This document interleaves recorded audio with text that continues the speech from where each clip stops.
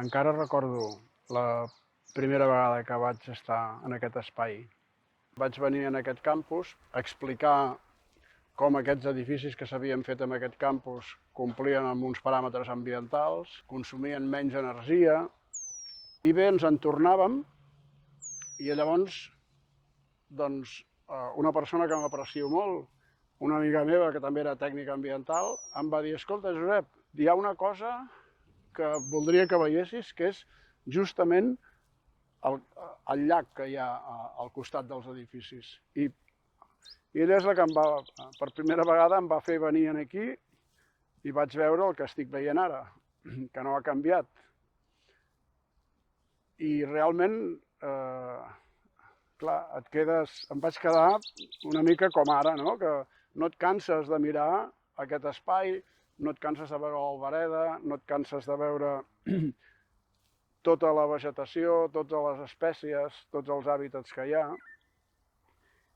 i no et canses de valorar aquest petit miracle, no? De com es va tenir un encert.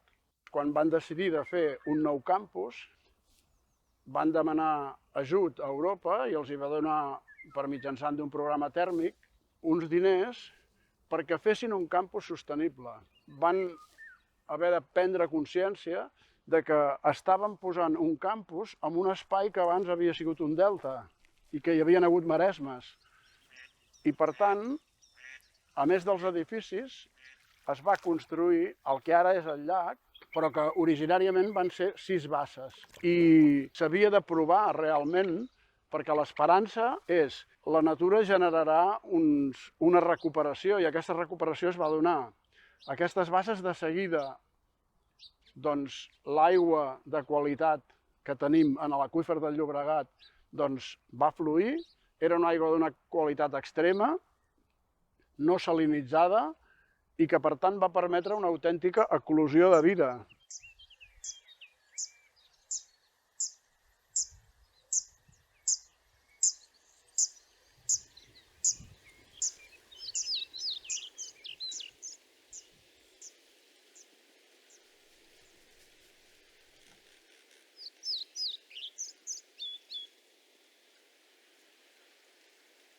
Estem segurament en un dels territoris més complexes de Catalunya, d'una banda pel seu valor ambiental, perquè estem en un delta molt dinàmic, i de l'altra perquè tenim localitzades les infraestructures més estratègiques de tot el país, no?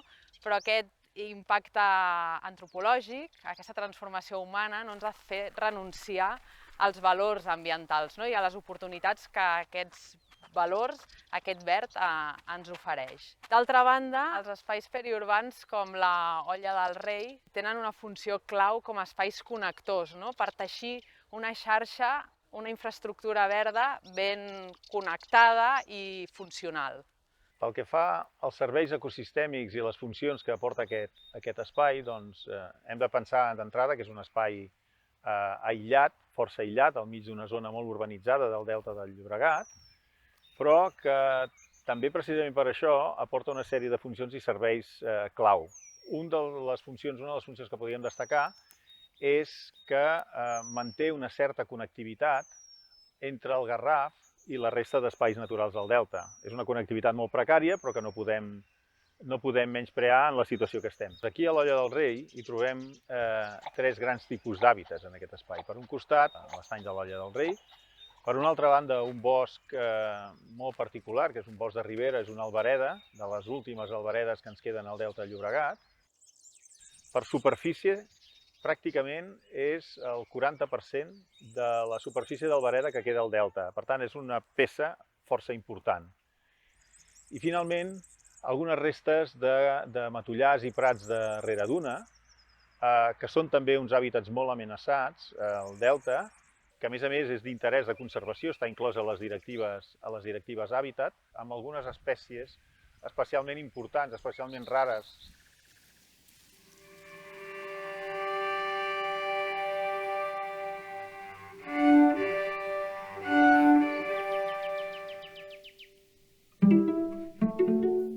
Va ser per aquesta zona que vaig veure el Martinet menut, que venia aquí a caçar. Un dia d'aquests que estava això inundat. Aquí quan està inundat hi ha bastant moviment de granotetes i bitxos. Bueno, me recordo el dia aquell del temporal Glòria, que estava tot super inundat. I menys mal que tenim aquestes zones, perquè si fos tot ciment, com volíem posar, tota aquesta aigua no hagués drenat i hagués inundat tot el municipi. Sí, no, és que al final, o sigui, hem de tenir present que aquests hàbitats són litorals, vull dir, al final és rara duna. I, bueno, de fet, el sol, això em flipa molt. És sorrenc, o sigui, és sorra de platja, literalment. Sí. Això és l'evolució del delta, un testimoni de com va anar guanyant terreny al mar. I, bueno, de fet, aquest hàbitat és que són jonqueres darrere duna. Aquí hi havia la duna avançant i al final, tots aquests herbassars de sasquera, de màncega, són superinteressants perquè són precisament aquest testimoni. Mira, de fet, per aquí la sasquera ja està traient les fulles de primavera. Ara té encara aquest to dauradet, groguenc de la tardor, però ja està sortint la fulla de primavera. Hòstia, jo crec que aquest herbassar de sasquera, si no és dels que té més densitat del delta, ha de ser un dels principals. És que aquesta espècie és d'interès per la gestió del delta, sí, a nivell vegetal. És una passada. A part de l'espartina, la màncega, aquí hi ha un munt d'espècies d'interès, perquè és que aquests hàbitats són escassíssims. No només al delta, sinó al final a tota Catalunya. És un hàbitat que ens l'hem carregat per la urbanització de tot el litoral i no ens queda quasi pràcticament.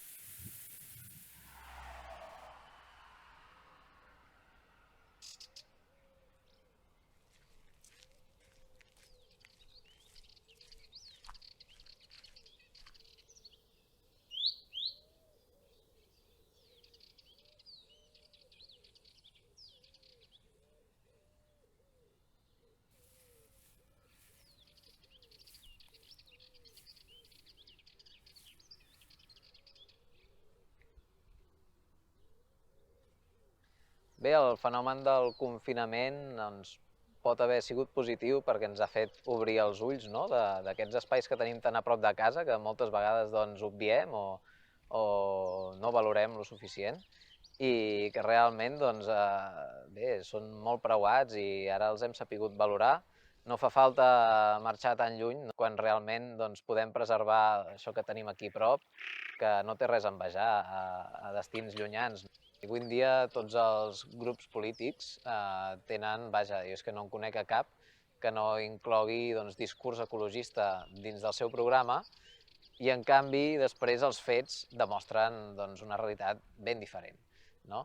Llavors, si no és de la pressió popular, de plataformes, de l'activisme ambiental, l'administració no treballa per defensar tots aquests interessos.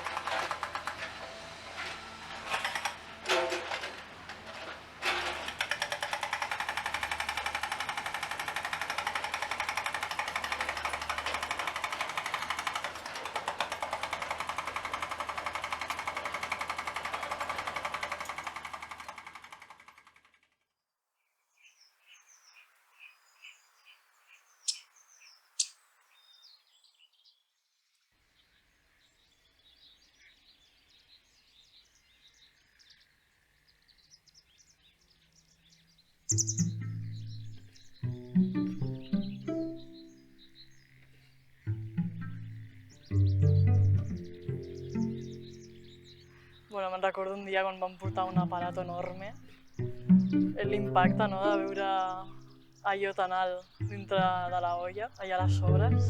Totes les vegades que vam vindre aquí, davant de les valles. Me'n recordo el cop que vaig veure per primera vegada les valles de les sobres.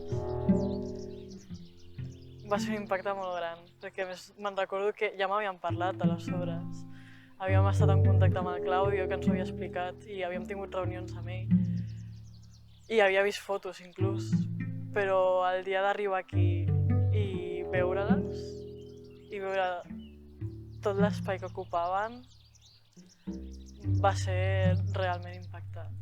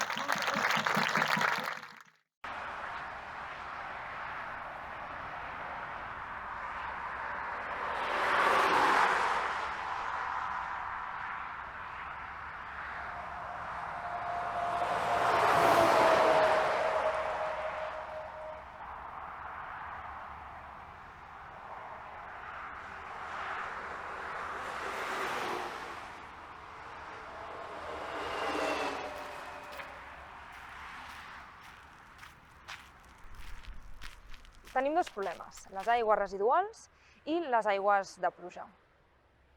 La contaminació de les aigües residuals ve donada perquè tota la infraestructura hidràulica, és a dir, les canonades i l'estació que hauria de portar aquestes aigües a la depuradora, està molt deteriorada i és molt antiga. Es va fer fa molts anys, quan Castelldefels no tenia la població actual, i ara mateix no pot abastir aquesta població. Per tant, el que passa moltes vegades és que aquestes aigües residuals s'acaben abocant a l'olla del Rei, per un tub que hi ha que s'hauria de segellar, perquè aquest tub no hauria d'estar operatiu. I el segon problema que comentava és el tema de les aigües de pluja. Les aigües de pluja s'haurien de recollir per la corredora mestra, que el que fa és agafar les aigües i direccionar-les cap a la platja. Quan arriben a la platja, on es desemboquen les aigües, normalment hi ha una barra de sorra que, segons la velocitat amb la que arribi aquesta aigua, no pot sobrepassar-la i, per tant, es queda estancada o bé torna enrere i torna cap a l'olla i contamina l'estany. Es necessitaria, per solucionar això, una bomba que donés l'energia suficient per passar aquesta barra de sorra i que no tornés cap a l'estany.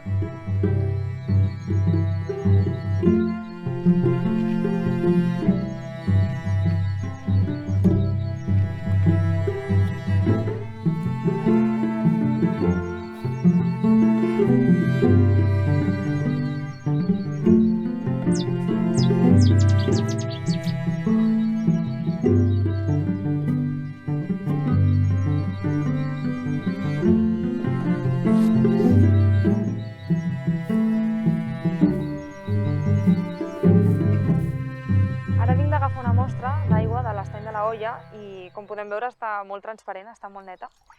Això és perquè fa 2 o 3 mesos que no hi ha hagut cap vessament i, per tant, l'ecosistema ha tingut temps a refer-se. Si hi hagués hagut un vessament fa poc, veuríem una aigua molt més verda. Això seria perquè l'estany estaria eutrofitzat. L'eutrofització vol dir ben nutrit, ve del grec, i vol dir efectivament això, que tenim un excés de nutrients, de nitrogen i de fòsfor. Això fa que hi hagi un creixement molt elevat d'algues i de bacteris. Aquestes algues i bacteris fan que no puguin arribar als rajos solars perquè tapen la superfície, llavors, per tant, no poden arribar la llum a dintre de l'estany. Per tant, la fotosíntesi no es podrà fer i tindrem una baixada d'oxigen dintre de l'aigua. I això farà que els peixos no puguin sobreviure. Per tant, tindrem mortalitat de peixos, baixada de pH i un canvi de l'ecosistema i unes aigües putrefactes.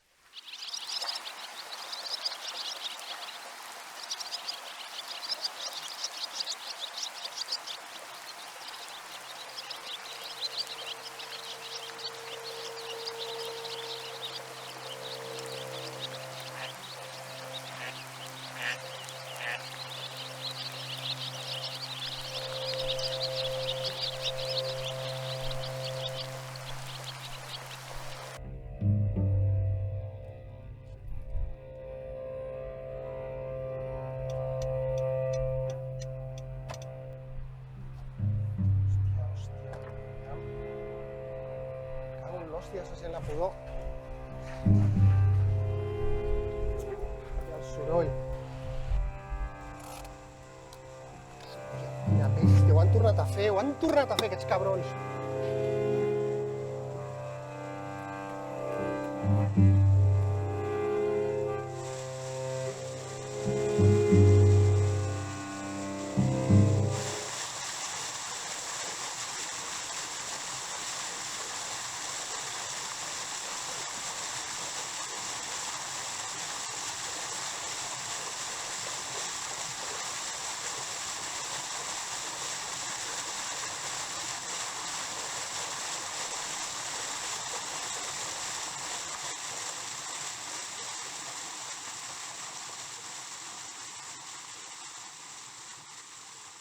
Ha tornat a passar. Ostres, han estat tota la nit aquí tirant merda, no? Cada cop que plou passa el mateix. És que és una vergonya, no? I ha passat desenes de vegades, no? Al final, des de la plataforma ho hem hagut de denunciar. Ho hem denunciat primer als Mossos, que no ens van fer cas, després al Seprona, al Servei de Protecció del Medi Ambient, i a la Fiscalia de Medi Ambient. I actualment estan buscant i investigant. Perquè al final aquí el que passa és que la merda va parar o a l'olla, a dintre de l'estany, o a la platja. I en ple estiu a la platja han de posar la bandera vermella, perquè durant centenars de metres hi ha els abocaments d'aigües fecals i és un perill pels banyistes, no? I quan entra dintre de l'olla, doncs maten els peixos, hi ha una mortalitat de peixos tremenda. El Seprona ens acaben d'avisar que estaran avui a la platja agafant mostres. Doncs anirem cap allà a veure què ens expliquen, no?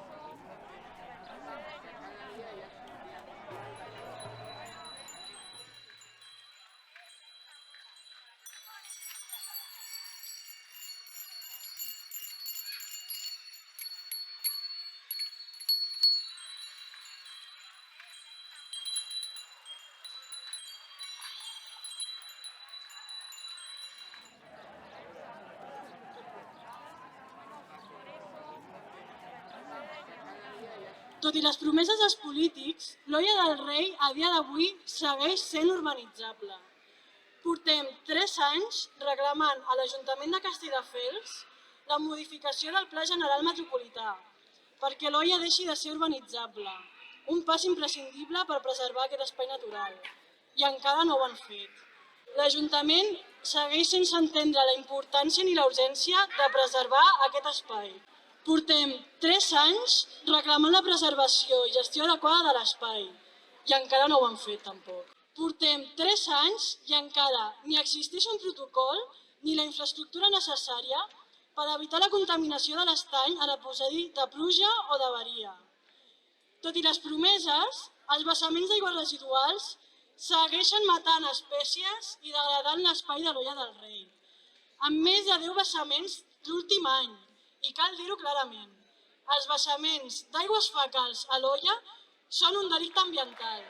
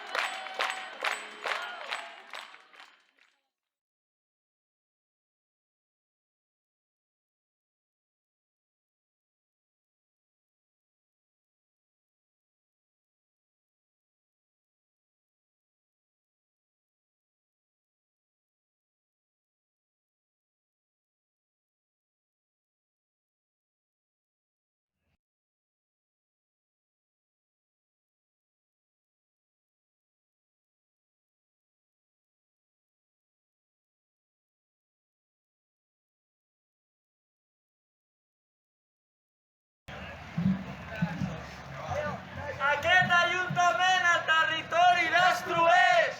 Aquest Ajuntament al territori destrueix! Olla protegida! Olla viva! Olla protegida! I olla viva! Olla protegida! I olla! Que la societat desperti i que els interessos globals i de biodiversitat, de natura i que al final són sostenibles per les generacions futures, vagin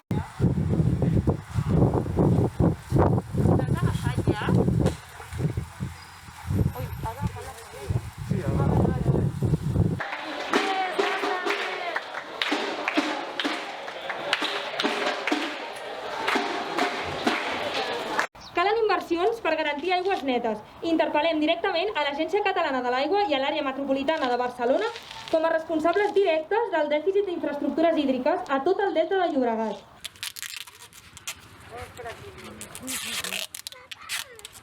Vamos por ahí, ya.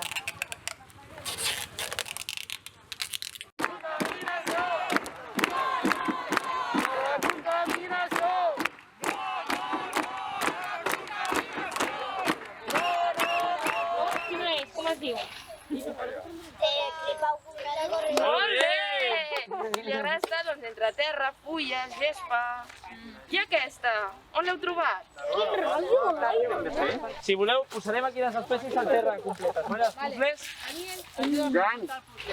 Els equips que...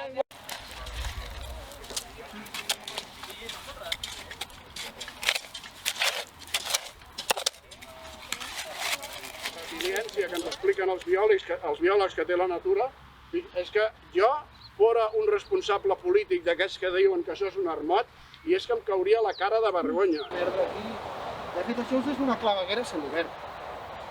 Heu vist aquí els campanyons flotant. I tenim la sort de que no fa pudor